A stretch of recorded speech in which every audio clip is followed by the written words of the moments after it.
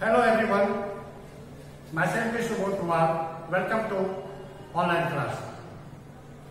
आज हम लोग क्या करेंगे, इसके पहले हम लोगों ने क्लास में देखा था नेशनलिज्म इन इंडिया। तो आज हम लोग दूसरे टॉपिक पे चल रहे हैं। वो हमारा टॉपिक है the first world war and nationalism. First world war यानी प्रथम विश्व युद्ध की हम बात कर रहे हैं। तो फर्स्ट जो वर्ल्ड वॉर हुआ था वो 1914 to 1918। एक्चुअली अगर देखा जाए तो फर्स्ट वर्ल्ड वॉर में हम दैट इज इंडिया डायरेक्ट रूप से उसे पार्टिसिपेट नहीं हुआ था। फर्स्ट वर्ल्ड वॉर जो लड़ी गई थी, जो फाइट किया गया था, वह एक्सिस और एलाइज पार्टी के बीच में, जिसमें ब्रिटेन और जर्मनी दो अपोजिट पार्टी थे। तो उनके बीच में यह युद्ध लड़ा गया था, जिसको फर्स्ट वर्ल्ड वॉर के नाम से जाना जाता है। और जिस युद्ध में आपने देखा जर्मनी पराजित हुआ था। तो आज हम उसी चीज को देखने जा रहे हैं, the first world war and nationalism. यानी फर्स्ट वर्ल्ड वॉर के कारण हमारे अंदर, हमारे देश में, हमारे देशवासियों में नेशनलिज्म की भावना कैसे जगी। ऐसा कौन सा फैक्टर हुआ, ऐसा कौन सा कारण हुआ जो फर्स्ट वर्ल्ड वॉर में दिखलाया गया, जिसने 100% भारतीयों के दिल में एक देश प्रेम की भावना को जगाया। तो आज हम उसी फैक्टर को देखने जा रहे हैं। तो आपका पहला क्वेश्चन आता है, how did the first world war cause the feeling of nationalism in India. यानी फर्स्ट वर्ल्ड वॉर के कारण अगर देखा जाए तो भारत में रहने वाले लोगों के अंदर देश प्रेम की भावना कैसे जगी, उनके अंदर राष्ट्र प्रेम की भावना कैसे आई। तो इनके बहुत सारे फैक्टर्स है, बहुत सारे काउज है। तो हम उस काउज की ओर चले। तो पहला आप आइए यहाँ पे, first world war. That means ये जो फर्स्ट वर्ल्ड वॉर का बेस जो था वो 1914 to 1918, यानी 1914 में वो स्टार्ट हुआ था और लगातार 4 साल तक वो चला और 1948 में खत्म हुआ। जिस समय वो खत्म हुआ उस समय अगर आप देखोगे तो एक नया सिचुएशन पैदा हुआ था, एक नई परिस्थितियां पैदा हुई थी। वो परिस्थितियां क्या थी? It created a new economic and political situation. इसके कारण एक नई आर्थिक जो व्यवस्था थी, अरेंजमेंट था, और जो हमारा जो राजनीतिक जो परिस्थितियां थी, एक नए रूप में परिणत हुई, जो आज हमारे सामने है। तो आप अगर इस क्वेश्चन को देखोगे तो 100% यहाँ से आपका क्वेश्चन निकल रहा है। जो पिछले साल भी क्वेश्चन आया था वो आपका इकोनॉमिक कंडीशन था। तो आप इकोनॉमिक और पॉलिटिकल इन दोनों फैक्टर्स को आप अच्छी तरह से समझोगे। क्यों? क्योंकि यह आपके लिए बहुत ही इंपॉर्टेंट है, ये आपके सेशन के लिए इंपॉर्टेंट है। तो आपको हर हाल में इसको अच्छी तरह से समझना होगा। तो चलिए, तो first world war 1914 to 18, it created a new economic and political situation. तो 1914 to 1918 के बीच में जो युद्ध लड़ा गया था उसको हम कहते हैं फर्स्ट वर्ल्ड वॉर। इसके कारण एक नए आर्थिक और पॉलिटिकल यानी राजनीतिक परिस्थितियां पैदा हुई थी, जो एक नए रूप में आई। तो अब हम उसके फैक्टर को देखें। तो सबसे पहला ऐसा कौन सा कारण था, ऐसा कौन सा फैक्टर था जिसने हमारे अंदर नेशनलिज्म की भावना को पैदा किया, किसके कारण? फर्स्ट वर्ल्ड वॉर के कारण। आपको मालूम है कि फर्स्ट वर्ल्ड वॉर जो हुआ था उसमें इंडिया का कोई पार्टिसिपेशन नहीं था, हमारा कोई इंटरेस्ट नहीं था। हम क्यों लड़े? यह लड़ाई ब्रिटेन जो हमारा कॉलोनाइजर था और जो एलाइज पार्टी, जो एक्सिस पार्टी थी, उसके बीच में लड़े जा रहे थे। इस युद्ध में तो ब्रिटेन ने हमें जबरदस्ती पार्टिसिपेट करवाया, इसलिए हम इनडायरेक्टली और डायरेक्टली दोनों रूप से हम प्रभावित थे। इसका जो इम्पैक्ट था वह दोनों रूप से हमारे ऊपर था, जिसका नतीजा क्या हुआ, जिसका रिजल्ट क्या हुआ, हमारे अंदर ब्रिटिश गवर्नमेंट के एंगेस्ट में एक नफरत की भावना फैली, एक गुस्सा की भावना फैला। जिस गुस्से ने, जिस नफरत ने हमें एक दूसरे के साथ एकजुट कराया, एक दूसरे के साथ लाया, और हम लोगों ने यह कोशिश की कि हर हाल में अपने अपोनेंट को, अपने एनिमीज को, अपने दुश्मन को, अपने कॉलोनाइजर को अपने देश से हम भगाते रहेंगे। यानी हम ऐसा कुछ न कुछ करेंगे जिसके कारण उनसे हमारी मुक्ति मिलेगी। तो ये जो हमारी भावना अगेंस्ट ब्रिटिश गवर्नमेंट में आया था, वही तो हमारा नेशनलिज्म था। तो आइए हम उस फैक्टर को देखें। तो उस फैक्टर में सबसे पहला फैक्टर आता है वर्ल्ड वार। क्योंकि आप जानते हो कि कोई भी परिस्थितियां जब पैदा होती है, जब युद्ध की परिस्थितियां पैदा होती है तो उसमें पैसे की धन की जरूरत होती है, क्योंकि युद्ध जो है वो पैसे के बिना नहीं लड़ा जा सकता। उसमें हमको एमुनिशन चाहिए, बारूद चाहिए, गोलियां चाहिए, राइफल चाहिए, तोप चाहिए, ये सारी चीजों के लिए पैसे की जरूरत पड़ती है। तो उस समय भी चूंकि ब्रिटेन 100% जर्मनी के खिलाफ लड़ रहा था, उसके बहुत सारे सैनिक युद्ध के मैदान में लड़ रहे थे, जहां उन्हें एमुनिशन, गोली बारूद की जरूरत थी। और चूंकि उनके पास जो ट्रेजरी था, जो खजाना था, वह धीरे धीरे खाली होता जा रहा था। तो वैसे कंडीशन में वह अपने सैनिकों का जो डिमांड था, उनके जो सोल्जर का डिमांड था, उस डिमांड को वो पूरा नहीं कर सकता था। तो अब वो उस डिमांड को पूरा कहां से करेगा? कहीं न कहीं से उसको पैसे लाना ही पड़ेगा। तो वह पैसा कहां से लाएगा? वह धन उसके पास कहां से आएगा? तो उसने एक व्यवस्था की। वो व्यवस्था क्या था उसका? Defence expenditure increase. तो जैसे ही वर्ल्ड वार छिड़ा, युद्ध स्टार्ट हुआ, अब डिफेंस रक्षा के क्षेत्र में जो व्यय होना था, जो खर्च होना था, वह धीरे धीरे एक्सपेंड करता चला गया, इंक्रीज करता चला गया। अब उसके लिए उनको पैसे की जरूरत थी, क्योंकि खजाना ऑलरेडी खाली हो चुका था। तो अब पैसा कहां से आया? तो उस पैसे की पूर्ति के लिए उसने फिनांस बाय वार लोन, यानी युद्ध के लिए उन्होंने कर्ज लिया। अब चूंकि आप कर्ज ले रहे हो तो कर्ज को तो आप चुकता करोगे। आप जिससे भी पैसे लिए हो उसको तो आपको कब देना है, तो आप दोगे कहां से? तो इसके पहले आपने सेशन में देखा था कि उसके कुछ कॉलोनी, कुछ उपनिवेश थे, जहां से वो अपने हर व्यवस्था को वो पूरा करता था। तो यहाँ पर जो आपका डिफेंस एक्सपेंडिचर में जो वृद्धि हुई थी, जिसके कारण उसने वार लोन लिया था, वित्तीय सहायता ली थी, उस वित्तीय सहायता को पूरा करने के लिए उसने कॉलोनीज के ऊपर टैक्स लगा दिया, एक अलग से टैक्स लगाया। वो टैक्स चूंकि अगर पहली अवस्था को आप देख रहे हो तो वैसे भी तो हम नीचे थे, हमारा जो इकोनॉमिक कंडीशन था वो अच्छा नहीं था, और ऊपर से एक न्यू टैक्स इम्पोज करना वो हमारे लिए और भी अनबेरेबल हो गया। अगर हम उस टैक्सेस में देखें तो इन्होंने क्या किया? कस्टम ड्यूटीज को इंक्रीज कर दिया, और साथ ही साथ इन्होंने एक नए तरह का इनकम टैक्स को इंट्रोड्यूस किया, जिसके ऊपर हम लोगों के ऊपर, दैट मीन्स कॉलोनीज जो उनके जो गुलाम कंट्री थे, उनके ऊपर उन्हें टैक्स लगा दिया। इससे क्या हुआ? लोगों के अंदर एक गुस्सा की भावना परिणत हुई। गुस्सा उनके अंदर आया, किसके खिलाफ? ब्रिटिश गवर्नमेंट के खिलाफ। क्यों? इसलिए कि हमको उस युद्ध से कोई मतलब नहीं था, उस युद्ध में मेरा कोई इंटरेस्ट नहीं था, क्योंकि हम भारत के हैं और भारत के साथ में युद्ध नहीं हो रहा। तो फिर हमारे ऊपर जो यह इम्पोज किया गया टैक्स है, यह क्या सत्य है? क्या यह सही था? क्या हमारे भारतीयों के लिए वेरिएबल था? नहीं था। तो ये जो कंडीशन ब्रिटिश सरकार के द्वारा हमारे ऊपर लादा गया, इसके कारण हमारे अंदर एक नफरत की भावना बढ़ती है, यानी हमारे अंदर एक अगेंस्ट जो होता है, जो गुस्सा होता है, वह ब्रिटिश सरकार के खिलाफ होना शुरू हुआ, जिसका नतीजा हमारे अंदर नेशनलिज्म की भावना को जागृत किया, हमारे अंदर राष्ट्र प्रेम की भावना जगी। अब आइए दूसरा फैक्टर क्या है? Price of essential commodities increase. निश्चित तौर पे जब युद्ध होगा तो जो प्राइस है, जो मार्केट का जो प्राइस है, जो कीमत है, वह 100% उसमें जंपिंग आएगी, उछाल आएगी। तो जो वस्तु कल 5 रुपया में मिल रहा था, आज वह 10 रुपया में मिल रहा है। जो वस्तु 20 रुपया में मिल रहा था, वह 40 रुपया में मिल रहा है। तो ऐसे परिस्थिति में अगर आप देखोगे तो एक कॉमन पीपुल के लिए यह असहाय, अनबेरेबल था। वैसे उनकी तो स्थिति पैनिक थी, कंडीशन नीचे थी, और जैसे ही प्राइस की कीमत बढ़ी, अब उनके लिए वह अफोर्डेबल नहीं रहा। अब वो मार्केट की चीजों को आसानी से नहीं खरीद सकते थे।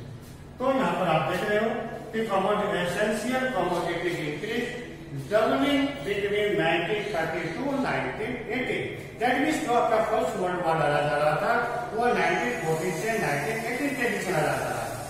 फिर इस युद्ध के कारण जो मार्केट जो प्राइस था, जो कमोडिटी था, जो हमारे लिए एसेंशियल था, जिसके द्वारा हम सर्वाइव कर सकते हैं, उन चीजों की कीमत में अचानक उछाल आया, जस्ट डबल दुगुना होता चला गया, जिसको हम 100% एफोर्ड नहीं कर सकते थे।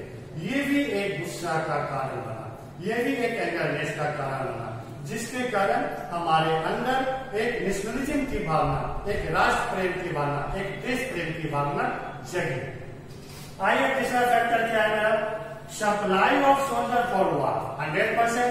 जब युद्ध होगा, वार होगी, तो यहां पर दो पक्ष है, दो पार्टीज है, एक और मे भी दोनों पार्टी के जो सोल्जर्स हैं, चूंकि वे लड़ रहे हैं, तो वे मरेंगे ही मरेंगे। तो यहाँ पर क्या था? Supply of soldier. तो युद्ध के मैदान में अगर देखा जाए, बैटल फील्ड में देखा जाए, तो ब्रिटेन के जो बहुत सारे सैनिक थे वे मारे जा रहे थे। अब वहां पर सैनिकों की कमी हो रही थी। अब उस सैनिक की पूर्ति के लिए क्या किया जाए? बैटल फील्ड से यह डिमांड आ रहा था कि अब जल्दी से जल्दी आप सैनिकों को भेजें, रिक्रूटमेंट करें। अब इनके पास कोई दूसरा चारा नहीं था, ये कहां से लाते सैनिक? तो इनको अचानक ध्यान में आ गया कि हमारा कॉलोनीज तो है, इंडिया तो हमारा कॉलोनीज है, वहां पर तो बहुत सारे युवा लोग हैं, स्वस्थ लोग हैं, क्यों ना उन लोगों को ही युद्ध के मैदान में भेज दिया जाए। जब ये चीजें उनके दिमाग में आई, इस प्रकार की जब थॉट उनके दिमाग में आई, वो सीधे कहां चले गए? दिल्ली गांव की ओर चले गए। और वहां पर जाने के बाद उन्होंने बहुत सारे लोगों को जबरदस्ती, यहां पर एक चीज आता है आपका, देखिए, फोर्स रिक्रूटमेंट, यानी आप अपने मन से आप सोल्जर के रूप में रिक्रूट नहीं हो रहे हैं, आपको जबरदस्ती पकड़कर लाया जा रहा है और ऐसे सोल्जर बनाकर आपको बैटल के मैदान में भेजा जा रहा है।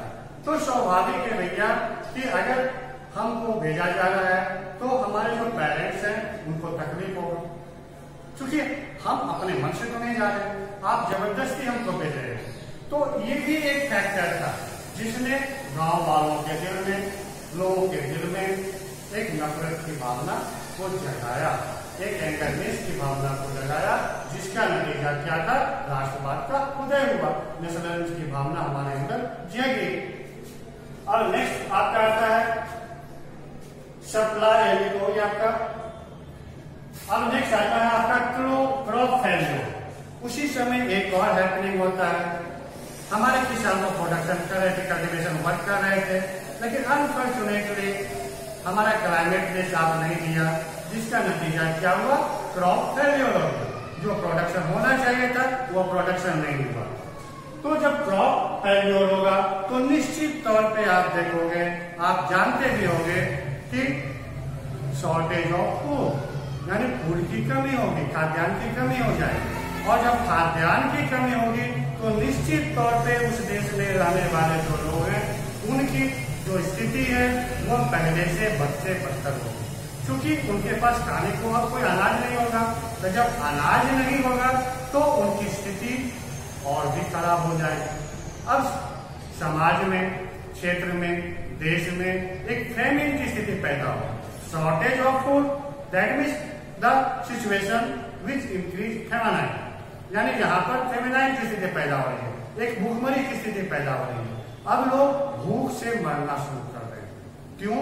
क्योंकि उनके पास खाने के लिए अनाज नहीं है। क्यों? क्योंकि हमारा जो क्रॉप था वह फेल्योर हो चुका था, जो प्रोडक्शन था वह बिल्कुल खत्म हो चुका था। क्यों? इसलिए कि क्लाइमेट ने हमारा साथ नहीं दिया था। तो इसका नतीजा आगे चीज आ रहा था इसमें। तो एक तरफ तो शॉर्टेज ऑफ फूड हो रहा, दूसरी तरफ इन लोगों ने, ब्रिटिश गवर्नमेंट ने क्या किया? हमारे पास जो रिसोर्स था, जो खाद्यान्न था, जो अनाजें थी, उन अनाजों को इन लोगों ने हमारे हाथों से छीनकर, हमारे सामने से छीनकर, हमारे थाली को इन्होंने बैटल फील्ड में दे दिया। कहां भेज दिया? सैनिकों के पास भेज दिया, क्योंकि वे सैनिक बिना खाए पिए तो लड़ नहीं सकते थे, उनको भी खाद्यान्न की जरूरत थी। तो अब यहाँ पर बात आती है कि यह अनाज किसका था, यह रिसोर्स किसका था, यह ग्रेन किसका था, यह हमारे लिए था। लेकिन इनको हमारी चिंता नहीं थी, इनको चिंता थी तो सिर्फ और सिर्फ अपने सोल्जर की। तो आप यहाँ देख रहे हो कि हमारे ही रिसोर्स को, हमारे ही अनाज को इन्होंने हमसे छीना और युद्ध के मैदान में दे दिया। तब इसका रिजल्ट क्या होगा? क्लियर रिजल्ट है, अगर देश में अनाज नहीं होगा, खाद्यान्न नहीं होगा, तो देश में फेमिनाइन की स्थिति पैदा होगी, और ये फेमिनाइन जब एक लंबे समय तक चलेगा तो स्टार्वेशन में कन्वर्ट कर जाएगा। तो स्टार्वेशन का आना दैट मीन्स यह किसी भी देश के लिए अच्छी बात नहीं है। तो वही चीज यहाँ पे देखने को मिल रहा है, क्रॉप फेलियर, हमारा जो फसल था वो बर्बाद हुआ, जिसके कारण भोजन में कमी आ गई, शॉर्टेज हो गया। और दूसरा मेरा क्या था कि इन लोगों ने क्या किया, हमारे पास जो भी अनाज बचा हुआ था उस फूड ग्रेन को उन्होंने बैटलफील्ड में सैनिकों के पास भेज दिया। ये इसके कारण भी हमारे अंदर ब्रिटिश गवर्नमेंट के खिलाफ नफरत की भावना फैली, गुस्सा की भावना फैली, और धीरे धीरे हम इनके एंगेस्ट काउंटर पार्ट करने को तैयार हुए, जो हमारे दिल में राष्ट्र प्रेम की भावना को जगाया, जिसको हम कहते हैं नेशनलिज्म। अब नेक्स्ट आता है आपका, इसी समय एक और फैक्टर एक हैपनिंग हुआ था। एक तरफ तो आपका शॉर्टेज ऑफ फूड हो रहा था, दूसरी तरफ वे हमारे रिसोर्स को बैटलफील्ड में भेज रहे थे। और जब शॉर्टेज ऑफ फूड हुआ तो इसका सीधा इम्पैक्ट हमारे लाइफ पे पड़ा, हमारे लाइफ कंडीशन पे पड़ा, हमारे लिवलीहुड पे पड़ा। तो उसका रिजल्ट क्या हुआ, यहाँ पर तरह तरह की बीमारियां फैलनी शुरू हो गई, इन्फ्लुएंजा, एपिडेमिक्स, ये इस तरह की एक कंडीशन उस समय आई जिसने पूरे समाज को, पूरे एरिया को ध्वस्त कर दिया, विनाश के लीला में समा दिया। और ये भी एक फैक्टर हुआ जिसने हमारे दिल में नेशनलिज्म की भावना को पैदा करने में ज्यादा से ज्यादा योगदान दिया। नेक्स्ट आता है आपका, अब एक चीज और देख लीजिए इसमें, तो चूंकि यहाँ पर शॉर्टेज ऑफ फूड हुआ, इसके कारण यहाँ बहुत सारी बीमारियां हुई, जैसे इन्फ्लुएंजा, एपिडेमिक्स, फेमाइन। इसका असर किस पे पड़ा? लोगों के ऊपर पड़ा। तो अगर हम उन लोगों की स्थिति को देखें जो वहां रह रहे थे, तो जो डाटा मेरा बताता है 12 to 13 मिलियन पीपल, यानी 12 से 13 मिलियन के करीब में लोग भूख से मर गए थे। तो आप समझ सकते हो, जिस देश का पॉपुलेशन अपने देश के लिए प्रेरित हो रहा है, अपने देश के प्रति वफादारी कर रहा है, अगर उन लोगों को जो सुविधाएं मिलनी चाहिए, जो खाद्यान्न मिलनी चाहिए, अगर नहीं मिलेगी तो सीधा असर उनके लाइफ पे पड़ेगा। और वही लाइफ आप देख रहे हो, लगभग 12 से 13 मिलियन लोग भूख से मर गए। यह 100% एक गुस्सा को पैदा करने वाला फैक्टर था, और इसी गुस्से ने, इसी नफरत ने हमें ब्रिटिश गवर्नमेंट को उखाड़ फेंकने के लिए प्रेरित किया, जो हमारे दिल में पैट्रियटिज्म की भावना को जगाया, जिसके कारण हम नेशनलिज्म को देखें, राष्ट्रवाद को देखें। अगला आता है आपका, अब ये सारी चीजें आई होप आप समझ गए होंगे। तो यहाँ पर इसके बाद जो नेक्स्ट है, emergence of new leader with new mode of struggle. तो ये सारे फैक्टर थे जिसने फर्स्ट वर्ल्ड वॉर के समय में हमारे अंदर देशवासियों के अंदर नेशनलिज्म की भावना को जगाने में मदद किया। अब हम देखेंगे कि एक प्रोमिनेंट लीडर थे, एक मसीहा थे, एक म्यूजिशियन थे, जिनको हम महात्मा गांधी के नाम से जानते हैं। वे भारतीय इतिहास के पटल पे उभरे और एक नए तरीके, स्ट्रगल का, एक संघर्ष का एक क्या नया तरीका होता है, उन्होंने हमें सिखाने की कोशिश की। तो नेक्स्ट क्लास में अब हम दूसरे टॉपिक पे चलेंगे। आशा करता हूं आप ये सारी चीजें समझ में आ गई होंगी, अच्छी तरह से समझ में आ गई। Okay, see you in next class. Thank you very much.